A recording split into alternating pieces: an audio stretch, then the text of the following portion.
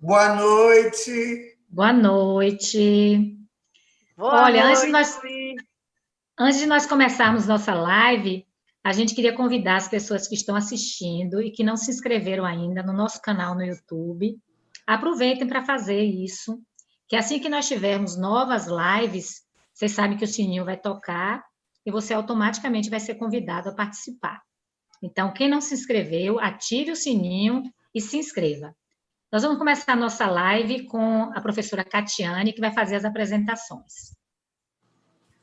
Boa noite. Sejam bem-vindos à nossa live em comemoração aos 104 anos da Piedade, onde mostraremos um pouco da nossa escola e alguns acontecimentos atuais. Como tema da nossa live, temos a piedade conectada ao universo global e como subtema, biodiversidade versus a ação antrópica. Terra em transe e meio ambiente em festa.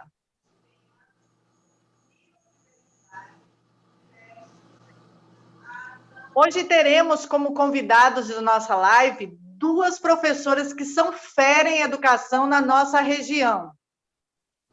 A professora Elizabeth Medawar, conhecida como Beth, formada em Biologia pela Universidade Católica de Salvador, especialista em meio ambiente pela Universidade Federal de Minas Gerais, professora da Piedade e outras instituições de ensino, tais como Sartre, Mendel, CERN, Santo Agostinho, e exerce sua brilhante profissão há mais de 25 anos. Também como convidada da nossa live, Maria Fernanda Torres, conhecida como Nandão, formada em Química na UESC, professora da Piedade, CEAMEV, São Jorge, cursinhos preparatórios para o Enem e o vestibular, o SEI. Exerce sua profissão com muita competência há 27 anos na Piedade.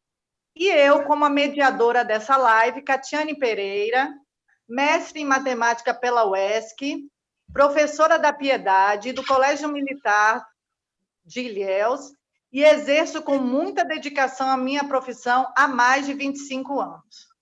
Agora, na nossa live, eu vou convidar a professora Fernanda para fazer uma reflexão com a gente. Boa noite a todos. É um prazer estar aqui com vocês nos 104 anos da Piedade, neste evento com essas brilhantes colegas e com vocês aí. Então vamos lá a uma pequena reflexão. Momentos bons e ruins fazem parte da vida. A diferença é que um marca e o outro ensina. Deus nos deu o dom da vida. A partir do momento de que nós nascemos, nós iremos começar a pintar a nossa tela. E nesta tela vão surgir fases, mas eu não estou falando aqui de fases de colégio, fases de faculdade e fases de mercado de trabalho. Não, não. Eu estou falando aqui dos altos e baixos que a vida nos apresenta. E agora eu quero ressaltar duas coisas muito importantes. Nós temos que lembrar que estes momentos são passageiros. Segundo, nós temos que verificar, observar a nossa postura frente a cada um desses momentos. Por isso, é muito importante o autoconhecimento. Quanto mais nós nos conhecemos internamente, seremos pessoas mais equilibradas. E aí nós seremos, seres Ó, que teremos uma evolução muito grande, um amadurecimento muito grande. Tenha certeza que seremos pessoas mais felizes, sensatas, equilibradas. Iremos praticar a empatia com maior frequência e os valores jamais serão esquecidos. Esses momentos vão nos ensinar muito e, na maioria das vezes, eles, além de nos ensinarem, nos trazem marcas. E eu gostaria agora de fechar com um pensamento do padre Fábio de Mello. O pensamento dele diz o seguinte: tem dia que a gente vai ter que colocar vírgula. Tem dia que a gente vai ter que colocar reticências. E tem dia que a gente vai ter que colocar um ponto final. Mas tem dia que nós vamos ter que virar a página. Agora é com você, minha amiga Beth Medauá. Vá lá, minha garotinha. Valeu, Nanda. Olha, eu gostaria de lembrar que, além de nós estarmos comemorando os 104 anos da nossa escola, o objetivo da nossa live também é mostrar para os alunos alguns conteúdos que podem aparecer no Enem e nos vestibulares.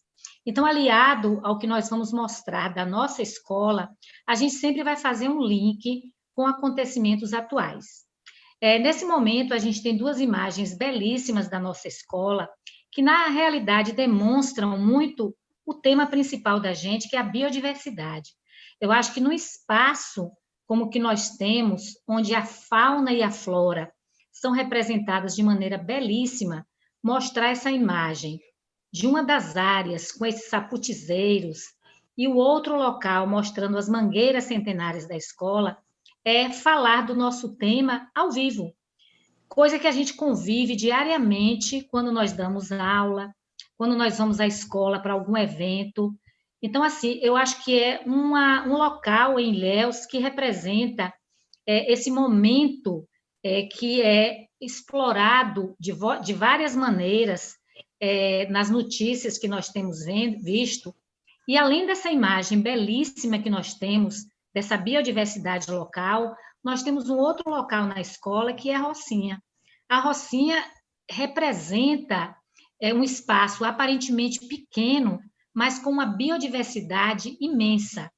Ali a gente tem espécies não apenas nativas da Mata Atlântica, mas com certeza também nós temos algumas espécies exóticas que foram trazidas por agentes polinizadores que povoam a nossa escola, como os morcegos, os beija-flores, os insetos, que trazem grão de pólen de espécies para dentro da nossa escola, fazendo com que essa diversidade seja um fato.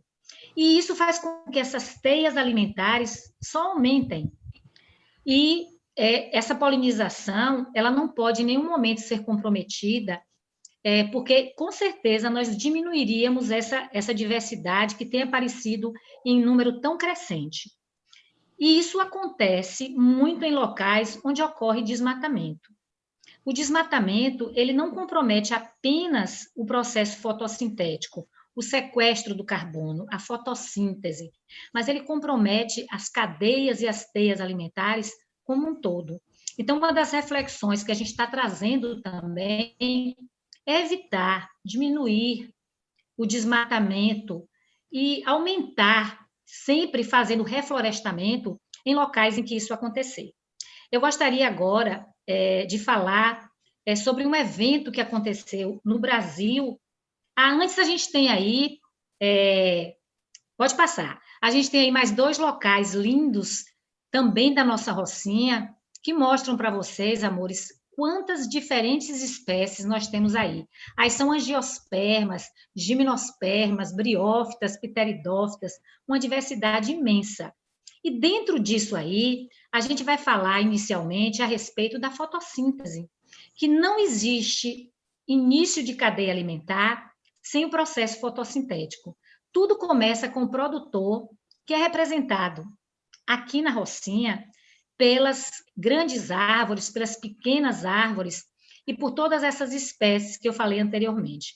E para falar um pouco dessa introdução do carbono inorgânico na vida, nas cadeias alimentares, eu vou chamar a professora Fernanda para falar sobre fotossíntese e depois eu complemento com algumas observações de biologia que podem aparecer no Enem. Vai lá, Nandão, a bola agora é sua. Tá certo, minha querida. Se liga aí, meus alunos que estão aí nesta live, que agora nós vamos dar dicas preciosas.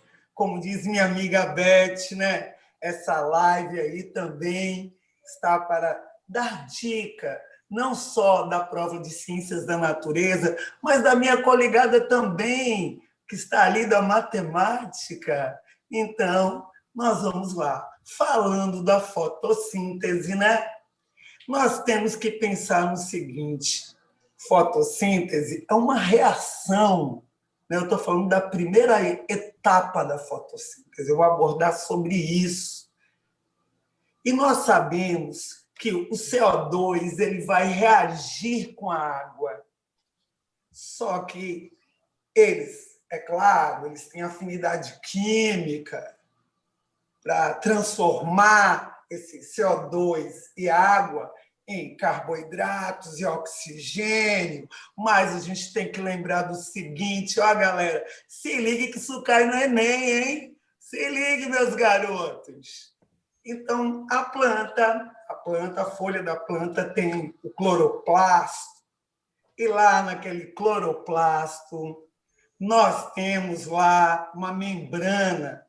E dentro desta membrana, nós vamos ver quem? As substâncias químicas. E aí, ó, o pessoal do terceiro ano, do primeiro ano, se ligue. Na estrutura dessa substância química, nós vamos ter a ressonância. Só os compostos aromáticos apresentam esta característica. O que é ressonância? Quem tem um bom tempo que não estuda química, biologia, tal da matemática, dá uma procurada aí no mundo Google o que é ressonância. A ressonância é a alternância de ligações duplas e simples, duplas e simples. E como está bem aí representado nessa figura, o que é que vai acontecer? Vai vir o fóton. O que são fótons? São ondas eletromagnéticas. E aí essas substâncias que apresentam esses elétrons pi, né, soltos, eles irão absorver esse fóton.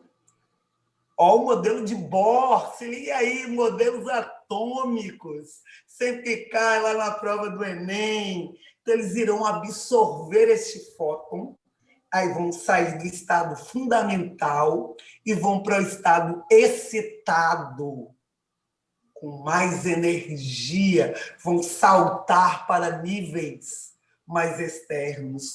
E ao retornarem, eles vão liberar na forma, né, de fóton, de comprimento de onda. E o comprimento de onda aí vai ser do visível. E aí é por isso que a gente enxerga a coloração verde. Cloroplasto, cloro verde. Não podemos esquecer disso. E as outras cores, Nandão? O que é que vai acontecer? As outras cores, elas serão absorvidas. E ele vai só refletir o comprimento de onda da cor verde. Outra coisa, ó, se ligue na dica de Nandão. Para qualquer reação ocorrer, os reagentes eles terão que ou absorver calor ou liberar calor para o meio. E nesta primeira etapa, nós estamos observando que o processo aí ele é endotérmico, endo para dentro, térmico, o calor. Complementa aí, minha amiga Beth. Gente, lembra aí nessa imagem que a gente tem 2 temas que a gente poderia ter nas provas de biologia. A biodiversidade, como a gente falou aí, de teias, de cadeias, e biologia energética, que é um conteúdo de citologia que é extremamente cobrado em provas.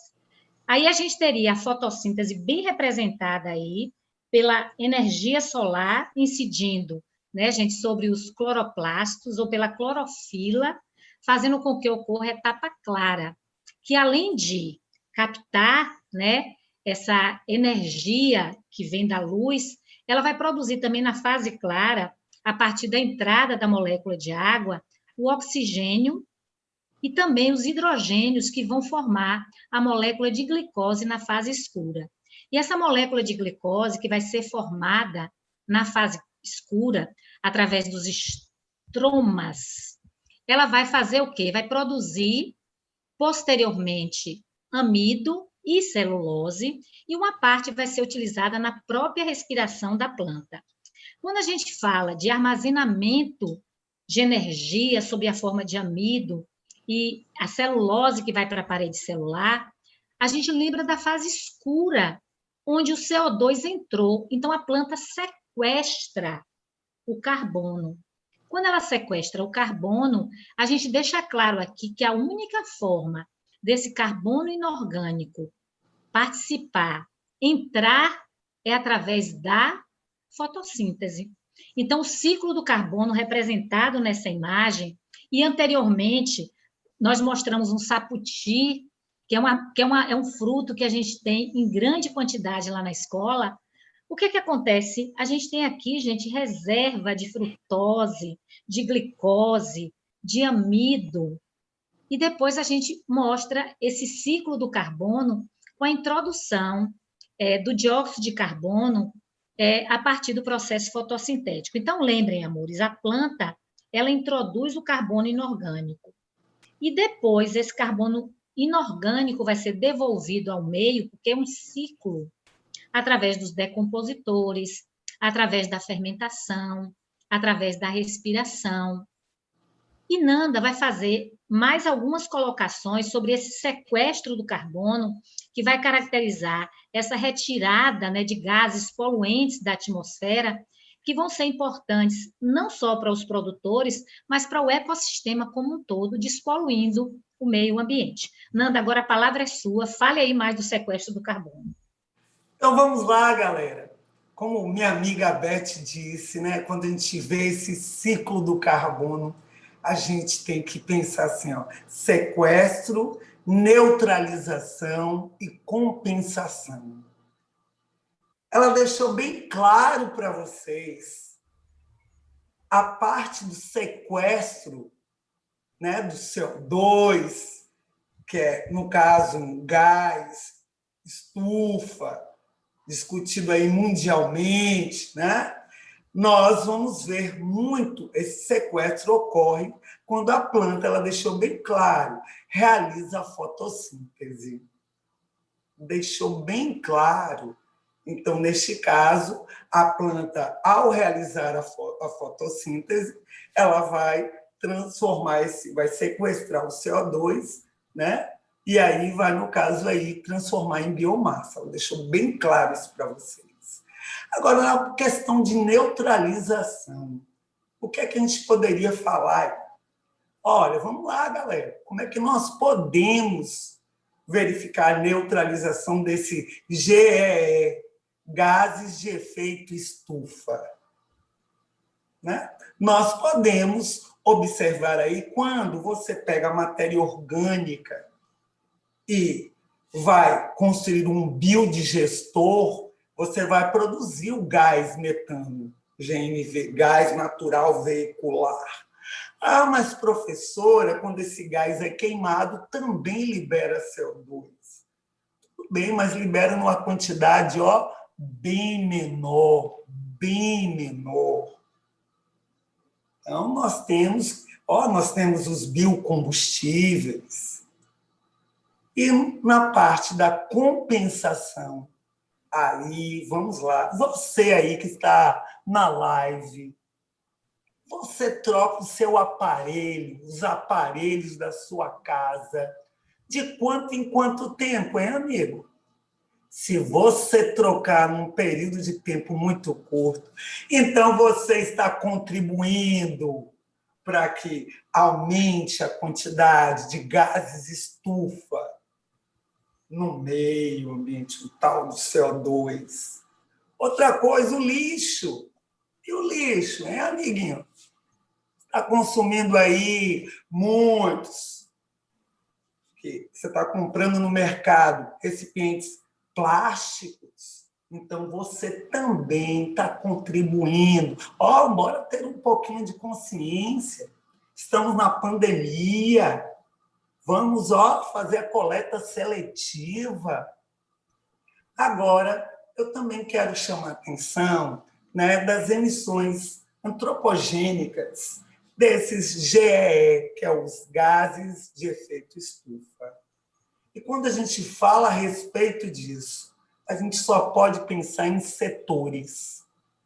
Setores de energia, setores de transporte, setores da indústria, setores que a gente chama de buildings, ou buildings, desculpa aí que o inglês aí, e também tem o AFALU. Isso, o que é tal do AFALU? O que é isso? Você já ouviu falar a respeito disso? O AFALU é um setor agrícola, um setor de mudança de solo, de terra, que ele se preocupa em calcular a quantidade de gases de efeito estufa no meio ambiente. E aí, nesta pandemia, olha, meus amigos, infelizmente, o Brasil, ele não está fazendo o seu dever de casa direitinho, não, viu? Não está. Porque, infelizmente, olha os desmatamentos, olha as queimadas, estamos a todo momento visualizando isso no Pantanal, né, na floresta amazônica, no Cerrado. Então, infelizmente, o Brasil, neste ponto aí, está a desejar. Tudo bem que no transporte, no setor de transporte da indústria, olha, nós contribuímos muito para a redução desses gases estufa. Por quê? Porque nos isolamos. Então, muitas indústrias, infelizmente, devido à crise financeira, vieram a fechar. Então, neste caso, a liberação desses gases estufa diminuiu. O tal do, eu falei aí, o buildings, esse é uma palavrinha difícil, viu? Ele, no Brasil, isso não acontece muito, não, é mais em países onde a temperatura é muito fria, porque eles usam, no caso, aquecedores. Então, neste caso, aí, eles também estarão contribuindo para o aumento do efeito estufa. Nós não podemos esquecer também, né, que a carne, nesta pandemia, não foi, meu povo? Vocês podem observar, o preço subiu. E aí o consumo de carne diminuiu. E as vaquinhas, minha amiga Beth sabe muito bem, são animais que ao se alimentarem, eles vão ruminar e eles vão liberar, as vaquinhas vão liberar o gás metano, que no caso aí é um gás muito mais estufa do que o próprio CO2. Agora, falando das indústrias, né? Nós temos aí, ou quando você deixa o motor do seu carro muito tempo ligado, então, neste caso, nós vamos ver que na atmosfera nós teremos os óxidos de nitrogênio E os óxidos de enxofre, eles também são gases estufa. E, além de serem gases estufa, eles vão contribuir para a formação da chuva ácida.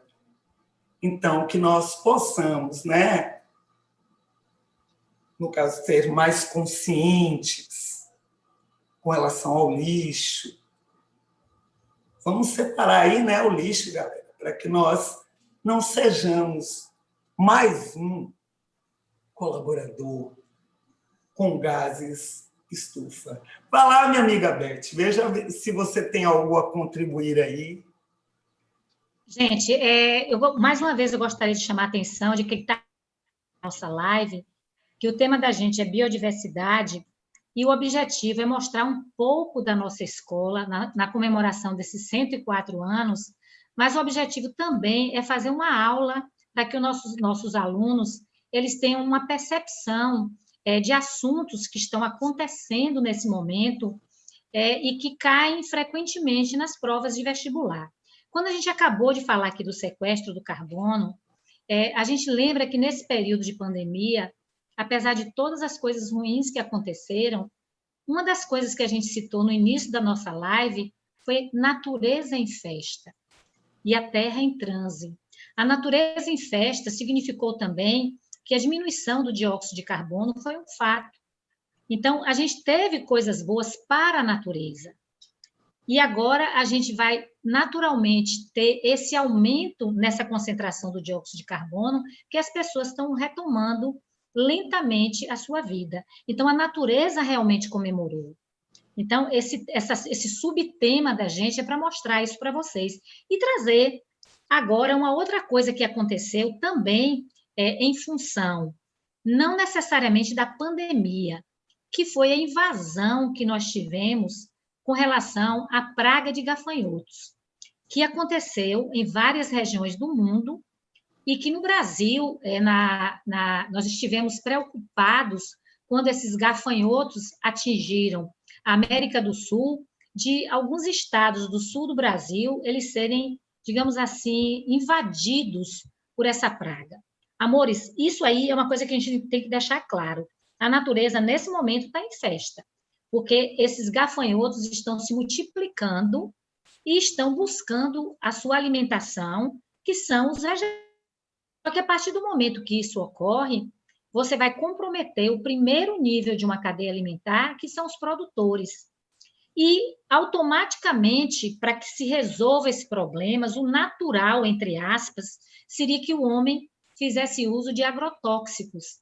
Mas nós sabemos que existe uma outra alternativa que não polui o ambiente, que não compromete as pessoas que estão nesses locais, que é exatamente o controle biológico, onde nós vamos usar para combater não só a praga de gafanhoto, mas qualquer tipo de espécie exótica que venha a invadir ecossistemas os mais diversos, e esse controle biológico em detrimento do controle químico. Quais seriam as vantagens de você não usar o agrotóxico, não usar substâncias que não sejam seres como vírus, bactérias, protozoários e até, amores, outros animais que podem matar esses animais menores e fazer um controle desse contingente populacional? Quais seriam as vantagens para o meio ambiente, que é um tema que pode aparecer lá no Enem? É um tema que pode aparecer lá nos vestibulares. Você diminuiria a exposição das pessoas a esses agrotóxicos, reduziria o risco de poluição ambiental, evitaria a contaminação de alimentos, que daqui a pouco Nanda vai fazer uma observação com relação a isso, e evitaria esse uso dos agrotóxicos, que vai comprometer de forma tão cruel o primeiro e todos os níveis tróficos de uma cadeia alimentar. Então, Nanda agora vai falar um pouco da vantagem de você não consumir alimentos que estejam contaminados pelo uso de agrotóxicos. Nanda, agora é sua vez. Ô, Beth, e minha amiga Cátia não vai falar aí dos gafanhotos com relação a... Ela pode falar antes e pode falar depois de você. Não tem problema nenhum. Então, tá bom. Deixa ela falar um pouquinho, né? Vai lá, minha amiga, Então, Kátia, coitada. agora você fala aí a respeito dessa Isso. colocação, desse Então, consumo. na realidade, eu gostaria de exemplificar para a gente ter uma ideia que uma praga de insetos, por exemplo, em torno de 40 milhões de insetos, é capaz de destruir em um dia pastagens consumidas por 2.000 cabeças de gado ou pela alimentação de 350 mil pessoas, ou seja, em um dia apenas, essa devastação, essa destruição poderia ocorrer. Então, com uma praga dessa, com certeza nós comprometeríamos a quantidade de alimentos e ocorreria uma escassez e aumento no valor desses alimentos, né? Então, é o que a gente percebe e a gente tem que ter muito cuidado com essas pragas devido a essa contrapartida. Agora é com você, Nanda. Então, vamos lá, né? Como minha amiga Beth falou, né? Como é que nós podemos ter esse controle biológico? No caso, produzindo sementes mais resistentes, um manejo integrado de pragas, uma compostagem, né? Então, todos esses métodos aí, nós vamos obter um controle biológico bom e também vai ser bom não só para o meio ambiente, como também para nós, seres humanos. Porque os agrotóxicos, falando aí um pouquinho sobre os agrotóxicos, eles podem ser chamados de defensivos agrícolas, de pesticidas, fungicidas, herbicidas. Então, nós sabemos que são substâncias químicas ou misturas de substâncias químicas que vão ter um princípio ativo. E aí, neste caso, eles irão penetrar no solo, na água, no alimento, né? De maneira duradoura para combater e prevenir estas pragas. E aí eu quero chamar minha galera aí, ó, meus alunos que estão aí nesta live, que agora, né, Beth? Vem coisas do Enem aí.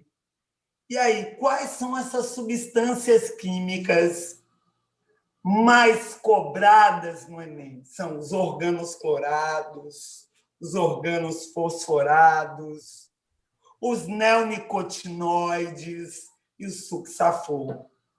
Esse succinaflor mesmo, na Europa, já foi proibido, mas o Brasil continua utilizando esse agrotóxico. E aí nós vamos ver que esse inseticida aí, olha o que ele vai fazer. Ele vai, interromper a ligação entre o neurotransmissor do inseto com o sistema muscular. Só que o que é que acontece? Não vão morrer apenas insetos que são prejudiciais ao meio. Irão morrer insetos úteis, como minha amiga Beth já disse. As abelhinhas, oh, meu povo, as abelhas, elas dão um equilíbrio ao ecossistema e também elas polinizam.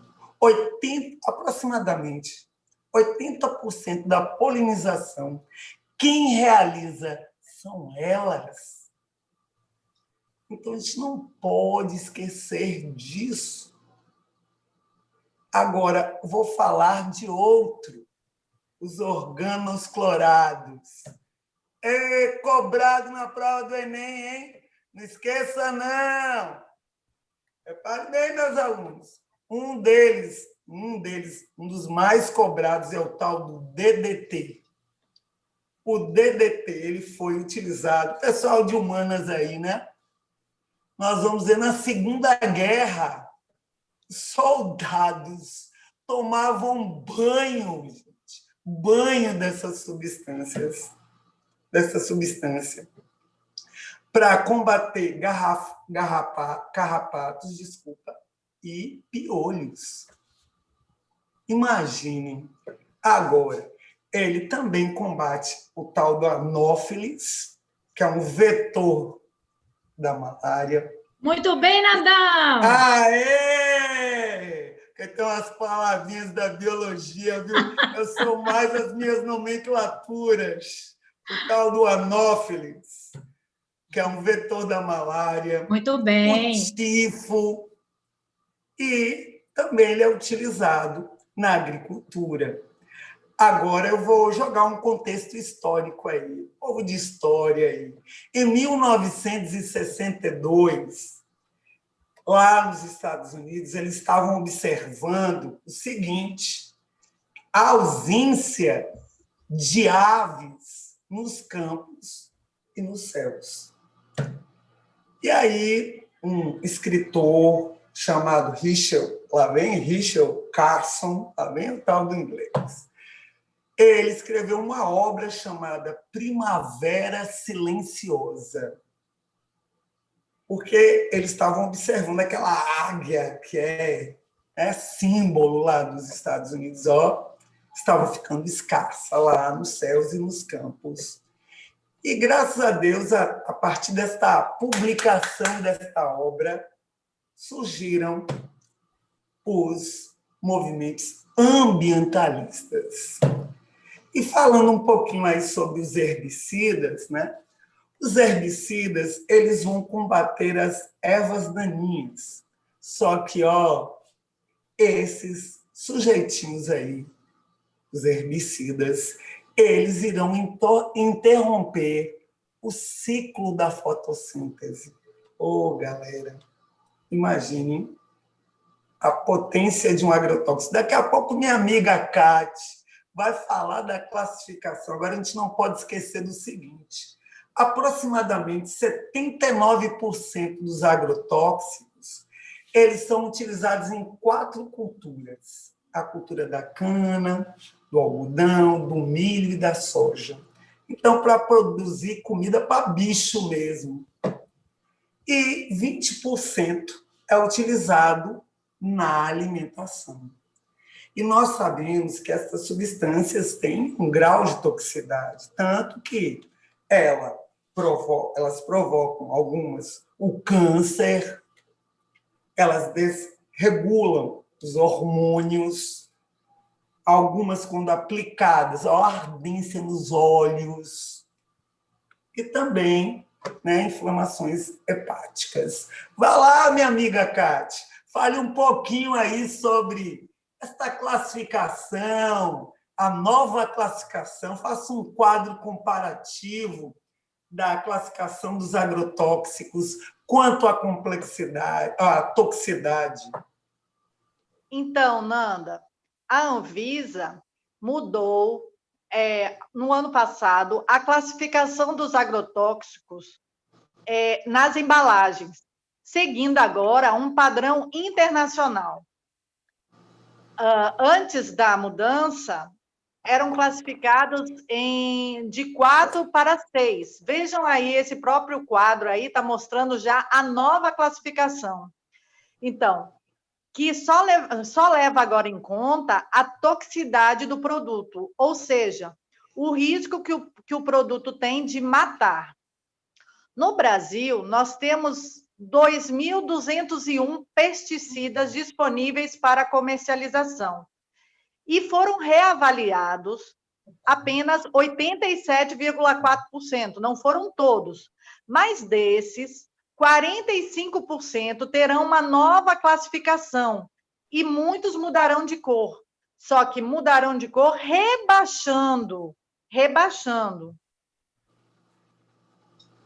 Nós temos também 44% desses reclassificados mantiveram a coloração das mesmas taxas e 11% apenas subiram para a categoria mais rígida. Então, antes, os agrotóxicos eram regidos por uma lei da década de 90. Então, existiam as 4 cores que estão aí, a vermelha, a amarela, a azul e a verde. Só que cada cor só tinha um nível de classificação. Então, a cor vermelha era extremamente tóxica. Veja que agora a vermelha ela tem 2 tipos: o extremamente tóxico e o altamente tóxico. A cor amarela era o altamente tóxico e agora a cor amarela é o moderadamente tóxico. O azul antes era o medianamente tóxico e agora o azul se divide em 2, o pouco tóxico e o improvável de causar dano agudo, e o verde, pouco tóxico ou não tem classificação. Então, além de padronizar internacionalmente os agrotóxicos, foi necessária essa nova classificação porque alguns produtos de tarja vermelha eram tratados da mesma maneira em relação ao risco de morte ou de graves lesões ou intoxicações. E agora, só receberá a tarja vermelha o produto que levar à morte se ingerido ou entrar em contato com pele e olhos. E uma grande vantagem é que essa nova classificação comunica o risco do produto, do agrotóxico, de forma mais clara. Não adianta ter um rótulo cheio de informações e isso não chegar ao público-alvo, que no caso são os trabalhadores rurais.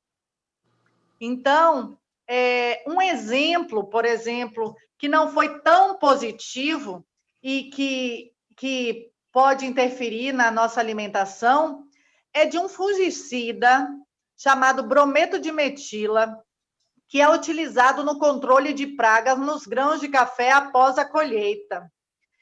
Esse fungicida, ele saiu da tarja vermelha para a tarja azul, ou seja, de uma coisa extremamente tóxica, ela passou a ser pouco tóxica ou improvável. Por quê? Porque ela não é letal, mas esse fungicida, ele interfere diretamente na camada do ozônio. E antes, com a classificação antiga, ele era muito restrito.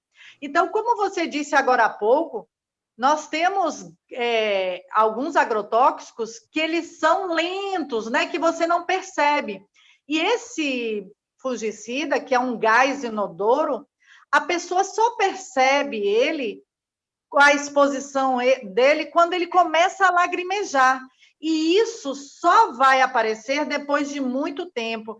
Então, imagina o quanto pode ser prejudicial, né? Pode vir causar, quem sabe, doenças como câncer, né? Ou Com outras certeza. doenças hepáticas, como você mencionou agora há pouco. Agora, essa mudança, com certeza, tornará mais rígido o registro de futuros produtos no país. Agora com você, Beth.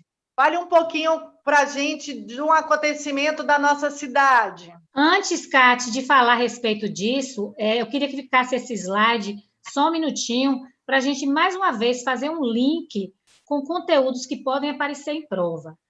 A gente tem um tema chamado bioacumulação ou magnificação trófica, que é um tema tanto de ecologia, na parte de biologia, quanto de química também, e que vai falar exatamente do que você acabou de dizer, Kate, dessa cadeia alimentar, dos vegetais eles serem comprometidos pelo agrotóxico, um herbívoro comer esse vegetal, um carnívoro comer esse herbívoro, e nós, que estamos no topo da cadeia alimentar, também sermos contaminados por esses agrotóxicos. Isso é um efeito cumulativo e quanto mais alto o nível trófico, maior será a contaminação.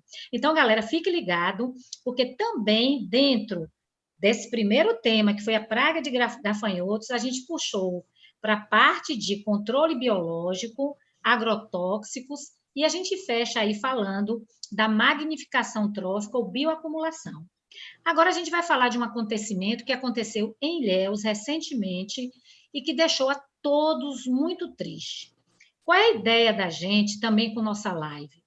Mostrar um pouco do que está acontecendo na nossa cidade e que tem a ver exatamente com a nossa temática, que é a biodiversidade. Então, se você desmata você está fazendo com que espécies centenárias, como essas amendoeiras e tantas outras espécies vegetais, que foram destruídas em função, óbvio, né, de um acontecimento que foi maravilhoso para a nossa cidade, que foi a construção da ponte, mas quando você desmata, quando você derruba árvores, o que a gente viu morto foram as maritacas, que é uma espécie de pássaro que vivia nessas árvores. Mas não esqueçam que, além desses pássaros, existiam uma infinidade enorme de espécies que também moravam nesse local e que foram também dizimadas e a gente não chegou a ver. Então, está aqui um alerta, né, de todos nós, moradores de Ilhéus, alunos da Piedade, professores, pessoas que vivem na nossa cidade, para que isso não se repita, que o desmatamento, que a derrubada de árvores, sejam elas centenárias ou não, elas não aconteçam. E se isso precisar ser feito, que exista um projeto para que, em cima desse desmatamento, rapidamente fossem replantadas árvores no mesmo local. E agora eu vou passar a palavra para Fernanda, que vai falar um pouquinho de como ficou Ilhéus depois que essas árvores foram retiradas da nossa Avenida Soares Lopes. Nanda, a palavra é com você agora. Certo. Se vocês estão observando aí, né, a imagem que foi colocada, nós temos o antes e o depois. É a mesma imagem do mesmo local. Agora, nós podemos analisar e verificar que existiram locais que não foram modificados, mas existiram locais que foram extremamente danificados, retirados, aí, a retirada de árvores, como o Beth falou aí agora. Nós temos que, no caso aí, fazer programas, né, de políticas públicas, onde nós iremos conscientizar, ter uma conscientização maior.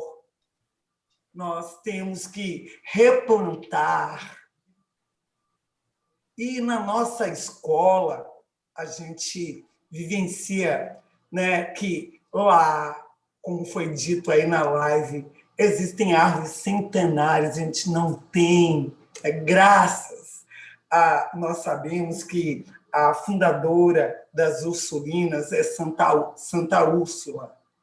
E um dos postulados da Santa Úrsula que nós temos é o seguinte: despertar o interesse e a responsabilidade pela conservação do meio ambiente e de recursos naturais. Então, todos nós que trabalhamos nesta instituição, nós prezamos por este postulado de Santa Úrsula. E lá, como minha amiga Beth e minha amiga Kátia já falou, os meninos vivenciam, a gente dá aula, né? Ali é um laboratório onde a aprendizagem ocorre de maneira muito mais significativa. E eles, né, desde a pré-escola, desde a pré-escola até o ensino médio. E todo ano na nossa escola nós temos um projeto. E esse ano o nosso projeto do ensino médio é a fitossanidade. Então, está coligado aí, com o nosso tema, que é a biodiversidade, onde nós temos que preservar o meio ambiente, porque caso nós vamos, né, prejudicá-lo, nós também seremos, porque, como o Beth falou, afeta toda a cadeia. Então, vá lá, Kátia, fale um pouquinho aí também a respeito aí dos outros espaços presentes na nossa escola. Então, na realidade, chamando a atenção também que a nossa escola, ela é uma conveniada da Unesco, né? Então, esse tema é o tema que foi colocado para a gente em 2020. Então, fitossanidade tem tudo a ver com o que a gente está falando na nossa live de biodiversidade. Então, esse é o tema do ensino médio. Então, gente, na realidade, vejam aí, tem alguns espaços da nossa escola, né? O nosso ginásio, a vista que nós temos ali, a piscina e a vista que a gente tem do mar, né? E eu acho que o que a gente tem que ver é devemos valorizar e preservar essa instituição, que é a Piedade, né?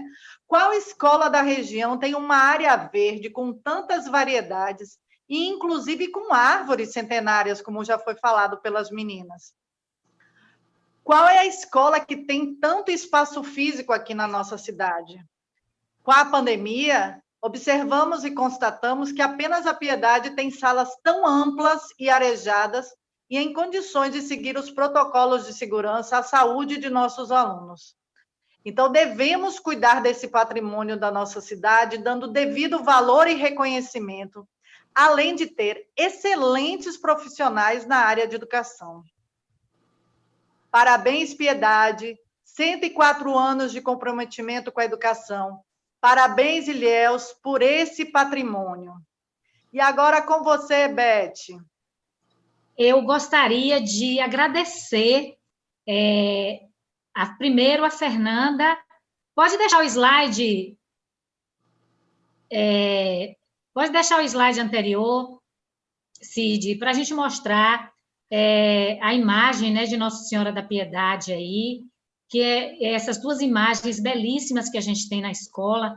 Eu queria agradecer primeiro a Cate, Sidney e Fernanda por terem aceitado, né, participar comigo dessa live, porque foi um momento muito especial para a gente. Queria agradecer também a presença de todos os professores que estão nos assistindo, Caiobi, Raquel, Marcos, as mensagens lindas que os alunos estão colocando aqui, a presença de irmã Georgina assistindo nossa live, a importância disso para a gente, a importância para mim, que fui aluna na Piedade, da alfabetização até o 3º ano, e hoje sou professora da escola, o quanto nós estamos felizes por fazer essa live e mostrar para a cidade de Ilhéus, para quem não conhece, o quão linda é a nossa escola, e essa imagem linda de Nossa Senhora da Piedade aqui para a gente, e dizer que nós temos que preservar os ambientes onde a gente vive, porque isso vai ficar para os nossos filhos, vai ficar para os nossos netos, e a Piedade representa em Ilhéus um dos locais onde a gente convive, como Cate e Nanda falaram, o tempo inteiro com a natureza, com a vida. Então, eu queria encerrar agradecendo a Sidney, a Fernanda, a Cátia, a irmã Georgina, a todos os professores, a todos os alunos que assistiram a live. E eu queria também que Fernanda falasse alguma coisa e Cátia, para a gente encerrar, cada um deixando uma mensagem. A minha de gratidão pelo local que eu trabalho, pelo local que eu estudei e por ter esses amigos maravilhosos que fazem parte da minha vida.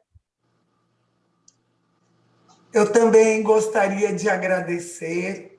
Eu me sinto muito bem, né, participando. Eu fui ex-aluna e hoje sou professora e educadora dessa instituição. Então, hoje é um momento de festa também no meu interior, no meu coraçãozinho, porque é um local onde nós nos sentimos muito bem e tem excelentes profissionais, a direção do colégio, as irmãs ursulinas, o nosso coordenador Marcos. Então, eu quero agradecer em nome, né, de Sidney também, que foi o nosso coligado, para que nós possamos fazer esse bate-papo de maneira, né, tranquila, descontraída e também de maneira educativa. Então, eu agradeço, minha palavra também seria gratidão. Sou muito feliz por contribuir na educação, nesta instituição que comemora 104 anos. Cátia, com você a palavra. Bom, não sou ex-aluna como minhas amigas aí da live, né? porque não sou daqui, então cheguei em Ilhéus com 18 anos, mas ao terminar a universidade fui acolhida nessa instituição com muito carinho, né? Acreditaram no meu potencial. Eu também era professora em outras escolas e a Piedade sempre acreditou no meu potencial. Então, eu só tenho gratidão, né, por estar nessa equipe maravilhosa, nessa instituição fantástica, linda, que a gente, quando sai, noite de lua, é a coisa mais linda quando a gente olha para o mar ali, aquela beleza. E sem contar, né, os nossos alunos, o ambiente que nós temos, então, e a escola em potencial, que está sempre aí como referência, né, na região, sempre despontando com os melhores resultados. Então, a gente tem resultado, espaço físico e excelentes profissionais. Então, a minha palavra também é de gratidão à direção por ter nos dado essa oportunidade, estarmos aqui abrindo a live, né, dos 104 anos da Piedade, que é um mês comemorativo, né, da Piedade. Agradecer às minhas amigas, agradecer a Sidney por ter nos acompanhado, né, em vários momentos aqui nessa parte tecnológica, e uma boa noite para todos. Obrigada, estou muito feliz de estar aqui com vocês. Boa noite, gente. Boa noite. Até, e não esqueçam do drive-thru que a gente vai ter na escola. Vai ser que dia, Cati? Sábado, a partir das 8h30. Isso, já está aí no nosso... Já está no Instagram, já está no Face da Piedade, falando todo o percurso, como vai ser, inclusive também que vai ser recolhido materiais, alimentos para ajudar algumas instituições que estão precisando, que estão passando por momentos difíceis. E não esqueçam das próximas lives que também vão acontecer. Acompanhe a gente lá no Facebook, a nossa escola, no Instagram e também agora no canal do YouTube. Tá? Quem ainda não se inscreveu... Gostaram? E se vocês gostaram, deem um like, né? Deem um like pra gente. Acione lá. Gente, boa noite. Obrigado, Marcos, irmã Georgina, Sidney, todos os professores e alunos que estão aí nos prestigiando. Professores. Muito obrigada, muito obrigada. Boa noite, gente. Beijo. Obrigado.